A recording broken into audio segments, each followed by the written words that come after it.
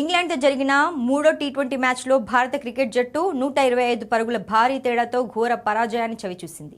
England నిర్దేశించిన 202 పరుగుల లక్ష్యంతో బరిలోకి దిగిన భారత్ ప్రత్యర్థి బౌలింగ్ ధాటికి తట్టుకోలేక కేవలం 76 పరుగులకే కుప్పకూలింది.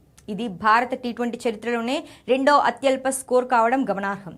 జట్టులో వైభవ్ సూర్యవంశీ చేసిన 13 పరుగులే అత్యధిక స్కోర్ కావడం బ్యాటింగ్ వైఫల్యాన్ని స్పష్టం చేస్తోంది. బౌలింగ్లో ప్రిన్స్ యాదవ్ మినహా మిగతా బౌలర్లంతా భారీగా పరుగులు సమర్పించుకున్నారు. ఈ దారుణ ప్రదర్శనపై భారత కెప్టెన్ శ్రేయస్ అయ్యర్ మ్యాచ్ అనంతరం తీవ్ర అసంతృప్తి వ్యక్తం చేస్తూ సంచలన వ్యాఖ్యలు చేశారు. ఈ అవమానకర ఓటమిపై శ్రేయస్ అయ్యర్ స్పందిస్తూ జట్టు ప్రదర్శన ఏమాత్రం ఆమోదయోగ్యంగా లేదని, తలదించుకునేలా ఆడామని ఆవేదన వ్యక్తం చేశారు. పిచ్ పరిస్థితులను అంచనా వేయడంలో బౌలర్లు ప్రణాళికాబద్ధంగా ఇన్నింగ్స్ నిర్మించడంలో బ్యాటర్లు పూర్తిగా విఫలమయ్యారని ఒప్పుకున్నారు. ముఖ్యంగా పవర్ ప్లేలోనే 4-5 వికెట్లు కోల్పోవడం మ్యాచ్ను దెబ్బతీసింది. England pacer Jofra Archer bowling ఎదుర్కోవడం కష్టంగా మారిందని తెలిపారు. ప్రిన్స్ యాదవ్ మినహా మిగిలిన వారంతా నిరాశపరిచారని అయ్యర్ పేర్కొన్నారు.